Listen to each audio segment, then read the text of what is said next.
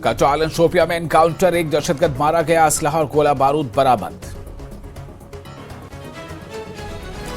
पाकिस्तान नहीं आ रहा अपनी हरकतों से बाज, पाकिस्तानी रेंजरों ने एक बार फिर की सीज फायर की खिलाफ वर्जी। रामगढ़ सब सेक्टर और अरनिया सेक्टर में बीती रात बीएसएफ की चौकियों को निशाना बनाकर की गई फायरिंग, बीएसएफ का एक जवान जख्मी।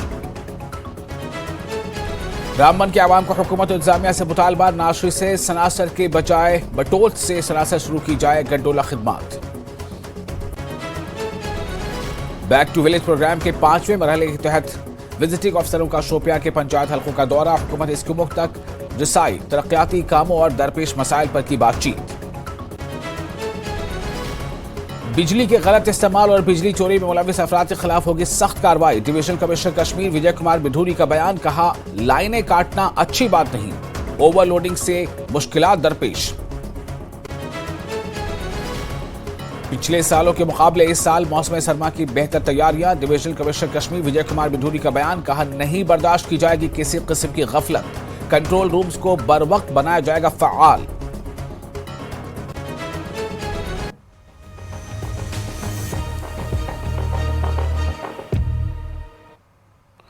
स्वागत है आपका न्यूज़ 18 जम्मू कश्मीर लद्दाख हिमाचल में। मैं हूं विशाल और आप देख रहे हैं JKLH लाइव। सबसे पहले आपको एक अहम खबर दें, शोपिया एनकाउंटर में एक दहशतगर्द को सिक्योरिटी एहलकारों ने मार गिराया है। जी हां, जम्मू कश्मीर से अहम खबर है। जम्मू कश्मीर के शोपिया में एक एनकाउंटर हुआ और एनकाउंटर में एक दहशतगर्द को सिक्योरिटी एहलकारों ने मार गिराया है। बताया जा रहा है कि दहशतगर्द की शनाख्त माइसर अहमद डार की हैसियत से की गई है, जो हाल ही में दहशतगर्द तंजीम में शामिल हुआ था। माइसर अहमद डार TRF से वाबस्ता बताया जा रहा है। असलहा और गोला बारूद भी बरामद किया गया है। सर्च ऑपरेशन चलाया गया था और जहां तक खबरें हैं अब वहां पर एनकाउंटर मुकम्मल हो चुकी है। लेकिन ये एक अहम खबर है कि शोपिया एनकाउंटर में एक दहशतगर्द को सिक्योरिटी एहलकारों ने मार गिराया है। इसकी शनाख्त माइसर अहमद डार के तौर पर की गई है, जो हाल ही में दहशतगर्द तंजीम में शामिल हुआ था। और ये बता दें कि माइसर अहमद डार जो है वो दहशतगर्द तंजीम TRF the resistance force TRF से वाबस्ता था।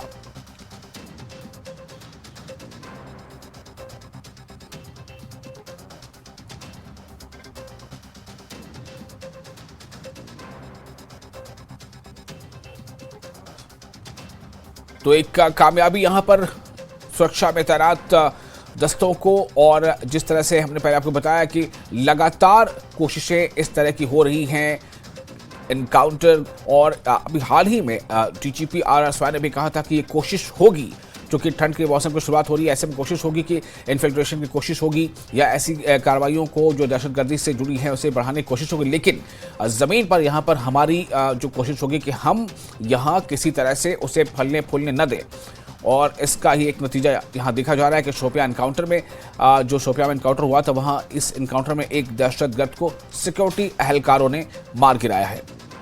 और जो दहशतगर्द मारा गया है उसकी शनाख्त के ताल्लुक से खबर यह है कि उसकी शनाख्त माइसर अहमद डार के तौर पर की गई है, और जिसके बारे में बताया जा रहा है कि वो हाल ही में दहशतगर्द तंजीम में शामिल हुआ था।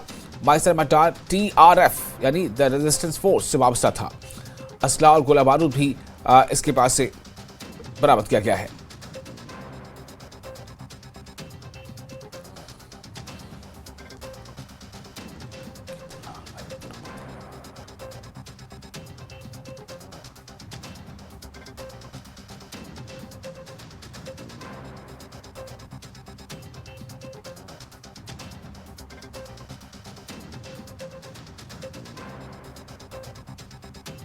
इरशाद हमारे साथ जुड़ चुके हैं, हमारे रिपोर्टर ज्यादा जानकारी के साथ। इरशाद, और क्या जानकारी मिल रही है? एनकाउंटर तो मुकम्मल हो चुका, वहां पर वो खत्म हो चुका है शायद, लेकिन मैं ये जानना चाह रहा हूं कि आप पहले उसकी तफसील दे दें, साथ ही ये बताएं कि ये जो TRF से वाबस्तगी थी इस दहशतगर्द की जो मार कराया गया है, इसके बारे में और क्या जानकारी मिल पाई है? देखिए विशाल जी, जैसा कि रात के अंधेरे में जो है ये एनकाउंटर को अंजाम दिया गया है, चूंकि वहां पे 2 राजपूत और 44 RR के साथ जो जम्मू कश्मीर पुलिस है उनको एक मुसद्दिक का इतला मिली थी कि वहां पे काटाहाला नामी गांव जो केलर तहसील में पड़ता है कि वहां पे एक मिलिटेंट जो है वो मकामी एक घर में वहां पे जो स्थानीय है वहां पे छुपा हुआ था। लेकिन जब तलाशी अभियान शुरू किया गया था उसके बाद जो है वहां पे जो बताया जा रहा है पुलिस के मुताबिक जो मिलिटेंट है उसने भाग निकलने की कोशिश की और वहां पे एक मंजिला दुकान है उसमें उसने शरण ली थी।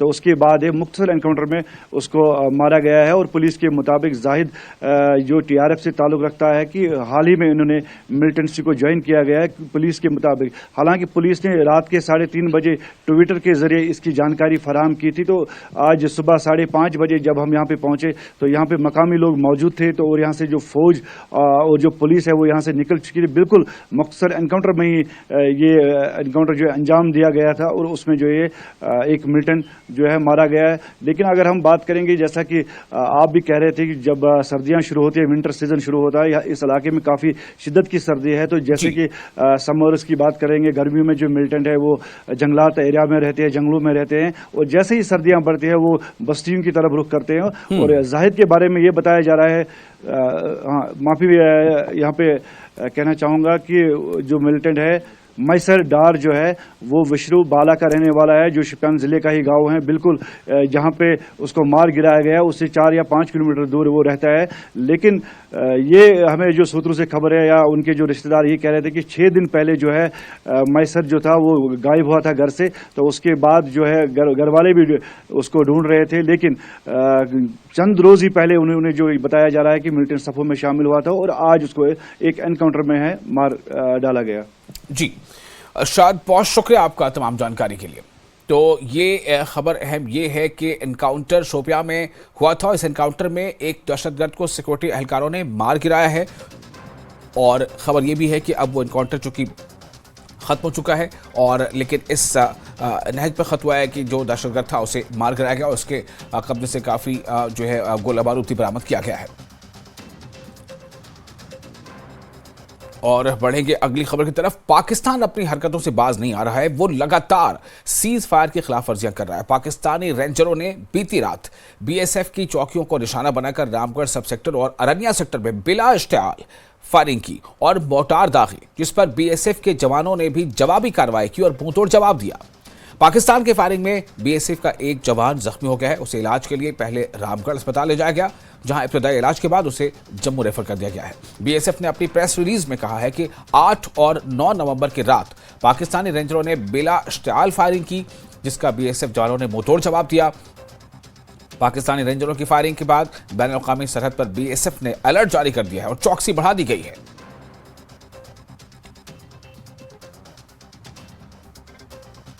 और श्याम सुंदर हमारे साथ जुड़ चुके हैं, हमारे रिपोर्टर इस वक्त ज्यादा जानकारी के साथ। श्याम सुंदर, इस वक्त क्या हालात हैं? जो 8 और 9 की जो रात में जो फायरिंग हुई थी, तो रात में जब फायरिंग होती है तो फिर हालात दिन में किस तरह के होते हैं और किस तरह की आप चौकसी देख रहे हैं, अलर्ट देख रहे हैं इलाके में? बिल्कुल विशाल, जब रात को फायरिंग की हुई पाकिस्तान की तरफ से सीज फायर वायोलेशन किया गया, तो पहले तो ये बताता चलूं कि पहले छोटे हथियारों से पाकिस्तान की तरफ से सांबा के रामगढ़ सब सेक्टर की जो बीएसएफ की 3 चौकियां हैं उनको निशाना बनाते हुए जो फायरिंग की गई। उसके बाद की अगर बात करें तो रामगढ़ सेक्टर के साथ लगते अरनिया सेक्टर की कुछ बीएसएफ की चौकियां, उनके ऊपर भी फायरिंग जो है वो पाकिस्तान की तरफ से बिना उकसावे के की गई, जिसका बीएसएफ के जवानों द्वारा, अलर्ट जवानों द्वारा मुंह तोड़ जवाब जो है वो पाकिस्तान के रेंजरों को दिया गया। और फिर पाकिस्तान की तरफ से जो मोर्टार शेल है वो इस इलाके में दागे गए और रामगढ़ सेक्टर में कई गांवों को, कई रिहायशी इलाकों को उसने निशाना, पाकिस्तानी रेंजरों ने निशाना बनाते हुए जो मोर्टार शेल है वो दागे। लेकिन इसमें बात ये ठीक है, अच्छी है कि जो मोर्टार शेल हैं वो किसी भी गाँव में जाके नहीं गिरा है, वो खेतों में ही जाके गिरे हैं। और उसके बाद की अगर हम बात करें, जिस तरह फायरिंग शुरू हुई रात के समय में, जैसे ही फायर शुरू हुआ वैसे ही लोगों ने, जो बॉर्डर इलाके के जो लोग हैं, जो पीआरआई मेंबर्स हैं, उन्होंने लोगों से आह्वान किया कि अपने घरों की लाइटें बंद कर दे ताकि किसी किस्म का कोई नुकसान ना हो सके और लोगों के साथ टच में रहे।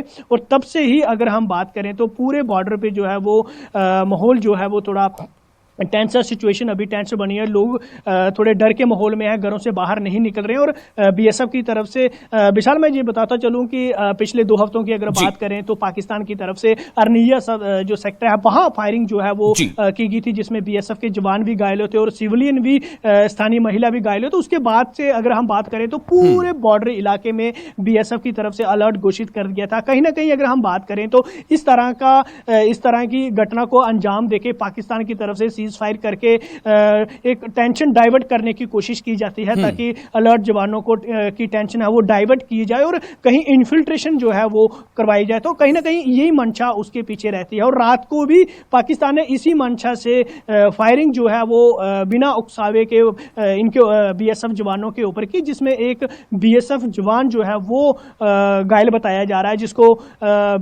इमरजेंसी जो रामगढ़ हॉस्पिटल है सीएचसी वहां पहले फर्स्ट एड के लिए भेजा गया। उसके बाद डॉक्टरों ने उसका उपचार किया और जम्मू रेफर कर दिया।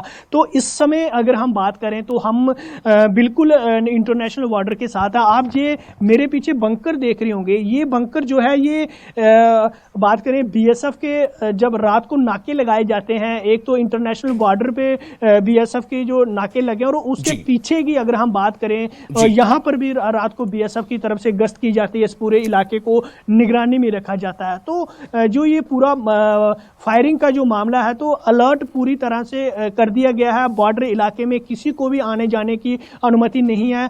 तो अगर हम पहले की बात करें, जब आर्निया में पाकिस्तान की तरफ से फायर किया गया तो जितने भी प्रशासनिक अधिकारी हैं, सांबा के पीआरआई मेंबर्स हैं, उनके बीच एक बैठक की गई थी कि बॉर्डर पर जो हालात हैं वो अभी ठीक नहीं है, तो लोग परहेज करें इस बात से, बॉर्डर के तारबंदी के पास जाने से। तो शाम को भी बीएसएफ की तरफ से जो सिक्योरिटी फोर्स हैं उनकी तरफ से 6 बजे के बाद जो लोगों को बॉर्डर की तरफ नहीं जाने दिया जाता और किसानों से भी ये कहा जाता है कि वो दिन के समय रहते ही अपना काम जो खत्म करके जल्दी इलाके से निकल जाए। और साथ ही साथ ये भी अवेयर किया जाता है कि पाकिस्तान जो है वो कई कोशिशें करता है, चाहे वो ड्रोन के माध्यम से, अगर हम बात करें ड्रग्स बेचने की बात करें, ड्रोन के माध्यम से हथियार गिराने की बात करें, तो तब उनको लेके भी किसानों को अवेयर किया जाता है, बॉर्डर के लोगों को अवेयर किया जाता है और बॉर्डर के इलाके में गश्त किया जाता है। और जैसे ही ये रात को जानकारी मिली कि बॉर्डर पर सीज फायर वायोलेशन हुई है, तो उसके बाद जितने भी जम्मू कश्मीर पुलिस के नाके हैं, खासकर बॉर्डर इलाके की अगर हम बात करें, सांबा सेक्टर के, रामगढ़ सेक्टर की बात करें, सांबा सेक्टर की बात करें, राजपुरा इलाके की बात करें, तो लगभग अगर फेंस की बात करें तो सांबा सेक्टर के साथ 45 किलोमीटर का जो एरिया है वो इंटरनेशनल बॉर्डर का एरिया है। तो बीएसएफ की जो इसमें जो रात को फायरिंग हुई है, 3 से 4 चौकियां अफेक्ट हुई हैं, जिसमें पाकिस्तान की तरफ से चौकियों को निशाना बनाते हुए फायरिंग की और जब जिसका मुंह तोड़ जवाब बीएसएफ जो अलर्ट जवानों द्वारा दिया गया। और सुबह से ही अगर हम बात करें गोलियों की तबादले की, तो लगातार 1 घंटे तक बॉर्डर के इलाके में जबरदस्त बमबारी जो है वो दोनों तरफ से की जा रही थी और बीएसएफ की तरफ से भी पाकिस्तान को मुंह तोड़ जवाब जो है वो दिया जा रहा। तो पाकिस्तान जो अपनी ये नापाक हरकतें हैं, चाहे वो इन्फिल्ट्रेशन की कोशिश हो, चाहे ड्रग्स भेजने की कोशिश हो, चाहे हथियार भेजने की कोशिश हो, इस तरह की नापाक हरकतें वो लगातार बॉर्डर पे करता रहता और बॉर्डर को डिस्टर्ब करता रहता। तो जो हमारी बीएसएफ है, बॉर्डर सिक्योरिटी फोर्स और जितनी भी सिक्योरिटी एजेंसियां, वो बिल्कुल अलर्ट मोड पे हैं। खासकर इंटरनेशनल बॉर्डर की बात करें या एलओसी की बात करें तो पूरी नजर बनाए हुए हैं। और पाकिस्तान की ये अलर्टनेस है, चौकसी है, ये तो बहुत अच्छी बात है। लेकिन मैं सिर्फ ये जानना चाह रहा था कि क्या इस इलाके में जो अभी सरहद पार से फायरिंग हुई है पाक रेंजर्स की जानिब से, क्या सुबह के औकात में जो आसपास के इलाके वहां के लोगों की जो दिनचर्या है, क्या वो किसी तरह से प्रभावित होती नजर आ रही है? बिल्कुल विशाल, आप ठीक कह रहे हैं कि जैसे ही फायरिंग का मामला जहां बॉर्डर इलाके में सामने आता तो जो लोग हैं ये पहले भी ऐसी फायरिंग से ग्रस्त रहते थे, क्योंकि 4-5 साल पहले की बात करें तो फायरिंग इतनी नहीं देखने को मिली बॉर्डर पे और हालात बिल्कुल सामान्य थे। लोग बिल्कुल खेतों में जाते थे, तारबंदी के पास अपनी खेती करते और प्रशासन ने भी तारबंदी के पास जमीन जो है वो आबाद कराई थी। तो उससे अगर हम पीछे की बात करें 3-4 साल पहले की, तो लगातार पाकिस्तान की तरफ से बीच बीच में फायरिंग की जाती, तो लोग जो हैं वो इस बात को समझते हैं कि जिस दिन बॉर्डर पर फायरिंग की गई उस दिन सुबह की, अगर दूसरे दिन सुबह की बात करें तो बॉर्डर की तरफ नहीं जाना, क्योंकि वहाँ हालात ठीक नहीं रहते हैं। बीएसएफ की तरफ से भी पूछताछ की जाती है और पाकिस्तान की ये कोशिश रहती है कि ज़्यादा से ज़्यादा जो है वो नुकसान किया जाए। तो उन सब चीज़ों को बचने के लिए लोगों से ये आह्वान किया जाता है कि आप बॉर्डर के इलाके में मत आइए, चाहे दिन का समय हो। लेकिन अगर किसी ज़्यादातर अगर हम विशाल बात करें तो किसानों के लिए थोड़ा जाना जरूरी रहता है, क्योंकि उनके जो मवेशी हैं उनको उनके लिए चारा इकट्ठा करना पड़ता है, तो उनको जाना करता है। लोगों के लिए दिनचर्या जो है वो बिल्कुल बदल जाती है, आसान नहीं रहती है, डर का माहौल रहता है, स्कूली बच्चों के लिए मुश्किलात रहती है, गाड़ियां नहीं आती हैं और गाड़ियों को भी आने जाने की अनुमति सुबह 8 बजे के बाद ही इस इलाके में दी जाती है। तो खासकर अगर बॉर्डर रामगढ़ की बात करें तो हालात इस वक्त जो है वो बॉर्डर पर दहशत का माहौल जो है वो बरकरार है। तो आज किसानों को आगे जाने की अनुमति नहीं दी जा रही। तो आपको ये भी बताता चलूं कि अभी जो धान की फसल, जो किसानों की कटाई की फसल, धान की फसल की कटाई की जो टाइम है, वक्त वो चल रहा है। तो किसान अभी जाना चाहते हैं, लेकिन वो भी चाहते, उनको भी पता है कि हालात अभी ठीक नहीं है, लेकिन वो भी इस चीज को देख के जो है वो पीछे ही रुक रहे हैं और कहेंगे, और जब हालात सामान्य होंगे तो फिर वो आगे इसके लिए कटाई के लिए जाएंगे। जी विशाल। जी श्याम सुंदर, तो अब ये देखना होगा कि जिस तरह से मुंहतोड़ जवाब बीएसएफ की जानिब से दिया गया है, तो अब इसके बाद आगे क्या रद्द-ए-अमल रहता है। लेकिन सीज फायर के बाद सीमा पर चौकसी मजीद बढ़ा दी गई, जैसा श्याम सुंदर भाई बता रहे हैं, और जो सुरक्षा में तैनात जवान है वो लगातार अलर्ट हैं और आसपास के लोगों को भी अलर्ट रहने के लिए कह दिया गया है, एहतियात बरतने कहा गया। बहुत शुक्रिया आपका श्याम सुंदर।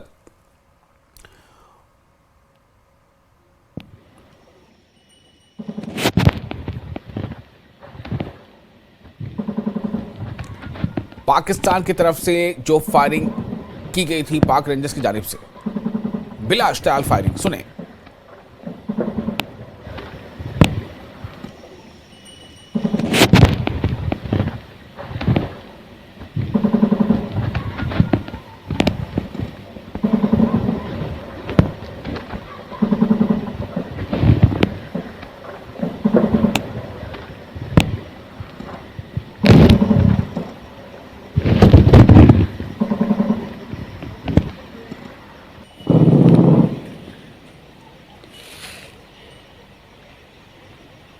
तो ये वो आवाजें हैं जो आप सुन रहे हैं, जो पाकिस्तान की तरफ से पाक रेंजर्स ने सरहद पर बीएसएफ की चौकियों को निशाना बनाते हुए फायरिंग की थी, और ये फायरिंग बिला स्टाइल फायरिंग थी।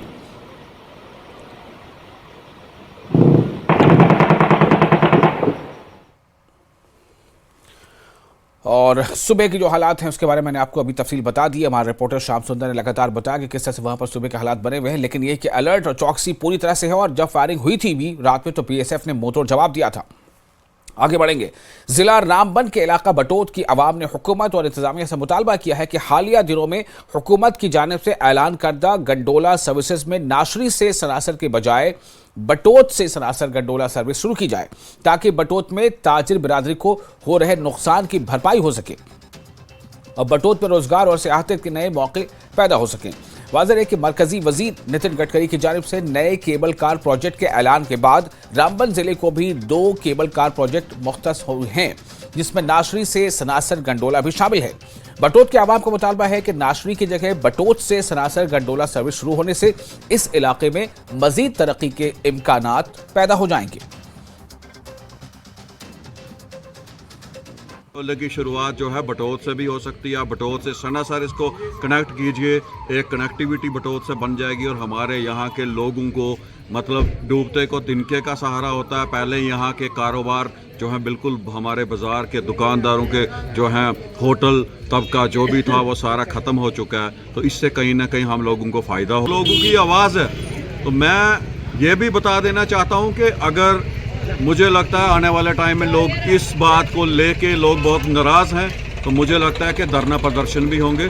तो उससे पहले गवर्नमेंट जो है इस चीज़ को देखे, इस गंडोले का जो वेन्यू है वो नाशरी के बजाय जो है बटोत में करे। एलजी साहब से यही एक डिमांड है कि जो अभी रिसेंटली गंडोला जो नाशरी से सनासर के लिए माननीय गडकरी जी द्वारा अप्रूव किया गया है, उस गंडोले को हम बटोत में भी ला सकते हैं। बटोत बगुनाला से सनासर तक का लिंक दे सकते हैं। मेरी यही गुजारिश रहेगी कि उस गंडोले को यहाँ लाया जाए और यहाँ से उसको बनाया जाए। एक्टिविटी होगी सनासर के बीच गंडोले द्वारा होगी और काफ़ी ज़्यादा लोग जो है, जो विजिटर बाहर से आएगा, वो पहले जितने भी टूरिस्ट लोग आएंगे वो बटोत आएंगे, बटोत से सनासर जाएंगे, घूम के पत्नीटाप आएंगे।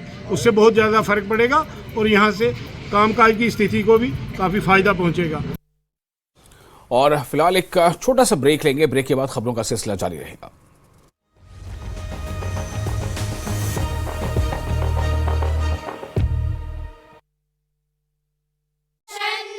में भी अलर्ट मोड पर दिखा प्रशासन। जमशेदपुर के पटमदा में सब्जी छोड़कर फूलों की खेती में जुटे किसान, त्योहार के दौरान अच्छी डिमांड से बेहतर कमाई की उम्मीद। गया के बेलागंज में बुलेट सवार 3 अपराधियों ने दुकानदार को मारी गोली, दुकानदार को गंभीर स्थिति में मगध मेडिकल अस्पताल में इलाज के लिए किया गया भर्ती। गोपालगंज के मानिकपुर बलुआ टोला में घर से बुलाकर युवक की हत्या, पुलिस ने प्रेम प्रसंग में जताई हत्या की आशंका। पटना के गौरीपुंदा गांव में आपसी विवाद को लेकर 2 गुटों में मारपीट, हादसे में घायल 2 लोगों को इलाज के लिए फतुहा पीएचसी किया गया रेफर।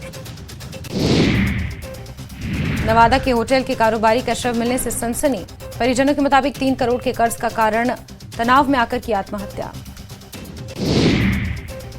बेगूसराय के शाहपुर गांव में जमीन को लेकर 2 पक्षों के बीच मारपीट, घायल 3 लोगों को इलाज के लिए सदर अस्पताल में किया गया भर्ती। हजारीबाग के लोह सिंघना में पुलिस ने 142 ग्राम ब्राउन शुगर के साथ 4 अपराधियों को किया गिरफ्तार, बाइक के साथ मोबाइल फोन भी जब्त। लातेहार के चंदवा में अपराधियों ने दिन दहाड़े चौकीदार की गोली मारकर हत्या की, पुलिस मामले की जांच में जुटी।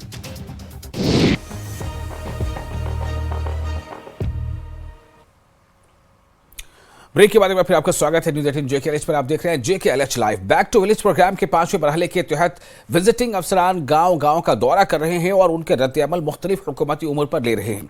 इसी सिलसिले में शोपियां के पंचायत हलकों का विजिटिंग अफसरों ने दौरा किया, लोगों से हुकूमती स्कीमों तक रसाई, तरक्याती कामों और उन्हें दरपेश मसाइल पर बातचीत की और उनके ख्यालात जानने की कोशिश की।